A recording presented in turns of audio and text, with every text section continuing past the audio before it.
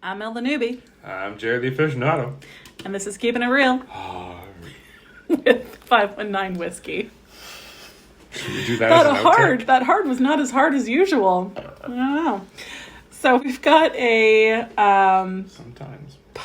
pot of gold at the end of the rainbow, kind of slightly uncommon Irish wheat going on here. This is not your basic Irishes. They're things that we don't always see all the time, at least here on the shelves in Ontario. I shouldn't have done that. So we're starting out with Power's Gold Label, which I actually imported, to be fair. I don't think I've ever seen this at the LCBO. But I think this is a really nice example of, like a step-up Irish whiskey where I get those awesome pear and green apple notes. This whole evening is going to be pears, green apples, and raisin bread. Yeah, it smells like I'm running buck naked backwards through a pear tree. Yep. Pear tree field. Pear tree or pear orchard. A pear tree orchard. Yep. Is that a thing? Yeah, of course. What proof is this? It seems hot. I don't know why. It's just a smidge hotter than the usual. Like, it's 43.2%. Oh, fuck that, 86.4 proof. So it's basically 40%. Yeah, it does have a little bit of I remember spice. this one. See, but I get like this, like, new make burn. Yeah, there's a little bit of burn.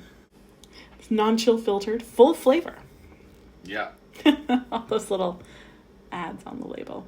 But yeah, I mean, I think it reminds me of Bushmill. Like basic Bushmill. I imagine if a little we were more flavorful. in Ireland, this would be like a middle of the road. Yeah. Irish. Oh, and it's not like this is super top shelf, like super expensive stuff we have this week. It's just stuff we don't come across very often. Up next, we've got St. Patrick's Irish Whiskey, 7-year-old. Classic blend.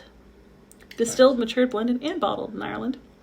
This one I saw on the LCBO website. I've never seen it in the store.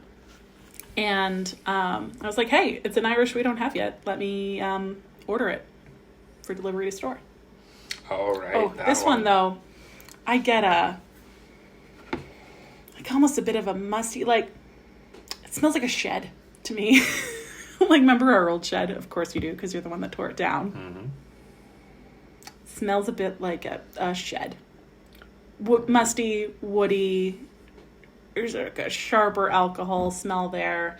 I remember from the last time we tasted this, I was like, really? This is 7 years old? It doesn't seem it. Let's see if my palate has changed any. Okay, it is smoother now. But still right up the nose, that ethanol. You need to taste this and let me know what you think, because it reminds me it has a little bit more of a bourbon feel to it. Could be aged in bourbon casks for all I know. Yeah, this is definitely older. Mm-hmm. First fill bourbon barrels. Ha-ha! Look at me go. There you go. Yep. It's just like, it's... No, I'm not complaining. It's not my favorite, but... See, I'm getting like a ginger cookie. Okay, yeah. And bourbon. Just, I like bourbon. Of course. Let that be stated for the record. We're all pretty clear on it at this point. Right. This next one was, I think, the most recent Irish in the collection. I just happened to grab this when I was off trying to find some Angel's Envy to add back to the collection. The LCBO had it for a hot second. And literally people were putting it on hold. They had to go in the back and grab it for me. And then just today we were at the LC and there were fully 16 bottles just sitting there. I was like, really? Mm-hmm. I drove across town right before it closed for this? Anyway, but this Irish is something, a happy accident that came out of that. This one, I haven't seen this type of cask finish before.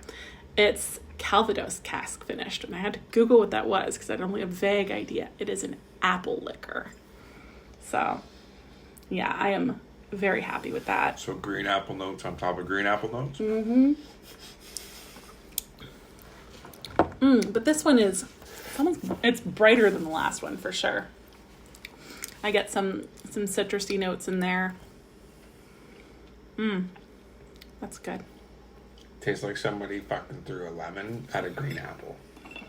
That's what it smells like. Yeah, I'll buy that. Smells yeah. like lemon cleaner with apples. Okay. Debba-dee-debba-do. That's what I get. Hey, I like lemon. I like apples. I like Irish whiskey. I like this one. I like this West Cork small batch single malt Irish whiskey. It's very light in color too. Yeah, the color's nice. Well, it is a very light color. That's a lot smoother than the other two. Mm-hmm. Yeah. For what it is. Mm-hmm. I feel like the price was somewhere in like the 50-ish range. There's that raisin bread note again. Like I get raisins. I don't know. It's not. Mm-hmm. Mm-hmm. But like other than that, yeah, it's another great Irish whiskey. Like if you're into Irish whiskey, pick up one of these bottles. Mm-hmm. None of these are not worth your time. Oh no, for sure not. There's our hype man over here. Especially the next one. Which is Teeling whiskey, Barleywine, small batch collaboration.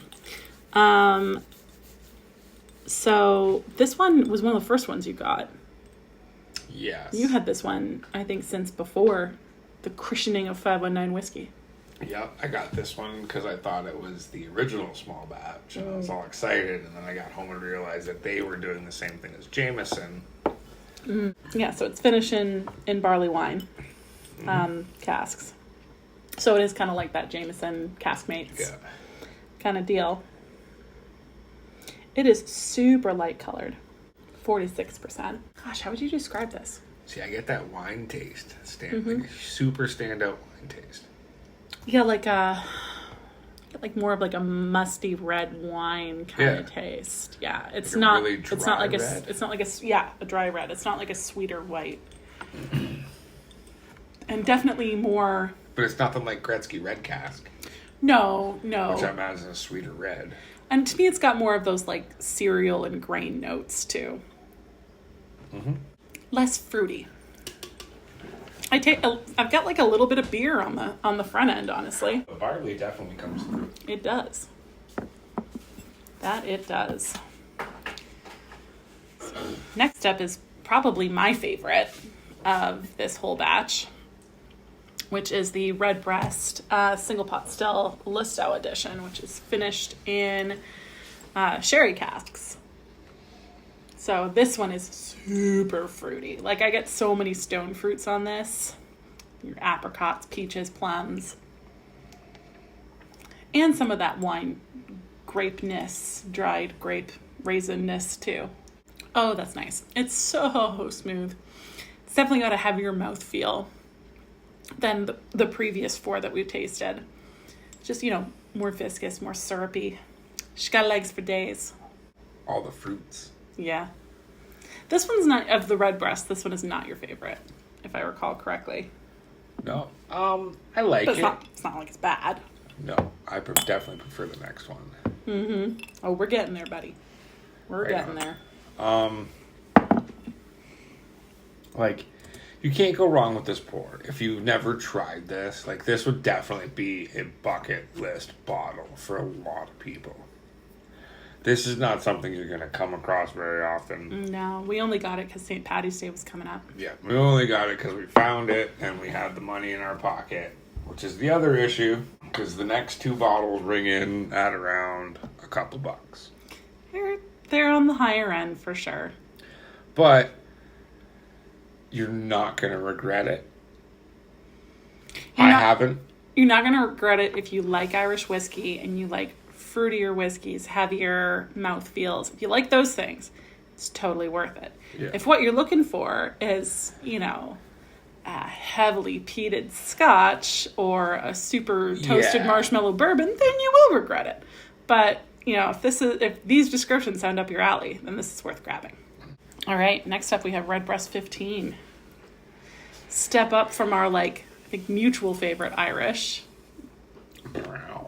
Redbreast 12. We're at a Redbreast 12 right now. I saw it at the store today. I thought about it. That was a hard look. Oh my God, it's so good. Mm-hmm. It's like Irish whiskey syrup. Like I want to pour it on my pancakes. It is. I want to come across the 21 year and just be like, shut up and take my money. Mm-hmm. Mm-hmm.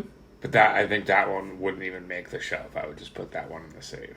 Like, I found this. People don't need to know I have it. Yep. Good call. Only for the very, very select few. What do you think of that 15 there, buddy? Them green apples. Mm-hmm. But I also get like, have you ever had a caramel green apple? I sure have, buddy. That's a good descriptor. Yeah. It is a caramel green apple. Mm-hmm. And whiskey. Yeah. But even the aftertaste is like one of them caramels. Yeah, it does. It kind of like a Werther's Original. No, not a Werther's. Just like you ever had the caramel, the square deals? Mm-hmm. Those guys. Mm. Oh, that's good. So true story, we used to get a bunch of those. We used to get pockets full from my grandma when we were a kid. And then we would come home and we would put them all in the microwave.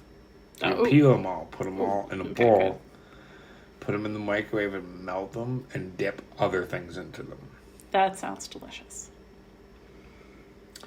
I love when whiskey brings up childhood memories. The best thing to dip in melted caramel was... green apple slices, pretzels, marshmallows. No. Rookie class. I'm talking like damn. ice cream sandwiches. Oh. Right? You're just operating on a whole other level. Yeah. Yeah, no, like we you know. All right. Ice cream sandwich. Oh, the best thing dipped in caramel ever, and you can fight me on this, is sour worm. Huh. Okay, the Irishman. Yeah, the Irishman Founder's Reserve is the last one. I think, like the Redbreast Lustau in 15, this was a fortuitous St. Paddy's Day purchase. Mm-hmm. Oh. See, the first time we had this, I was unsure, because I think it's a higher proof. Correct me if I'm wrong. But, it smells nicer than I remember. Uh-oh. I get a little bit of, like, in addition to the green apple, which, yes, is there, I get a little bit of, like, that cherry almond kind of scent, which is, like, one of my favorite flavor profiles. Oh, yeah, maybe before it was just like a neck pour, because I'm really liking this now. Oh, it's very smooth. I'm trying to identify the deliciousness that's going on in my mouth. You go ahead. Yeah, all I get is green apple and caramel, but like salted caramel now. Mm-hmm. Yep. Honey. Butterscotchy. Nope, no butterscotch, no honey. No? I mean, it's got sweetness. I'm getting... Ooh. This I get...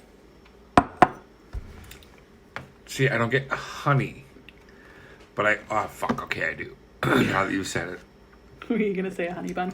I was going to say ladyfingers. Okay. Yeah, more ladyfingers than honey bun. Because it's not as sweet as a honey bun, but I do get that. I get that sort of cakey flavor. Yeah. That vanilla leavening agent. Sure, whatever words you're using. That was solid. What do you think would be your top pick? Redbreast 15. Yeah, I was going to say that one's an easy one. You didn't even finish your sentence. I know. I'm so... Okay, what would be your second pick besides the Lustau? You know what? Having them all lined up, like, the Lustau's good, but it's not my top 1 or 2, I don't think. No. Honestly, I think the Irishman and then the West Cork are more or less tied for first. Maybe the Irishman's edging out the West Cork a tiny bit. You're not even bringing 15 to the party? Oh, I like 15, but that can be next. That can be number 4. Then I think Powers, Tealing, and St. Paddy's.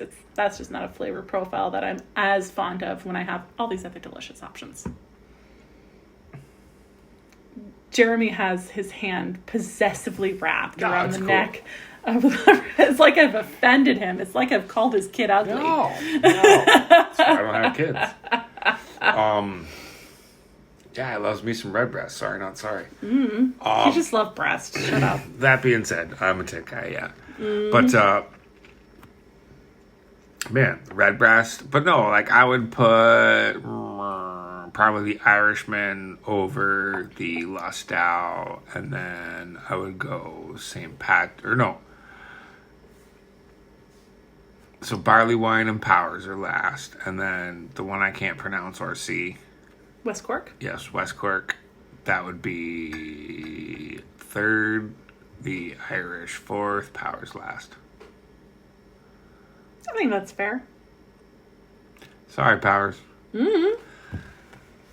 Hey, this is why I like the subjectivity of it. Like, It's, but like, I'm not surprised that you ranked St. Patrick's much higher than I did in the slightest, because I think that plays to some of your strengths. So yeah, that's our. I'm a bourbon guy. You're a bourbon guy. This is our. This is what we've got going on. Thanks to shout out to listeners 1 and 2 and anybody else who's out there. You have yourself a great night. Later.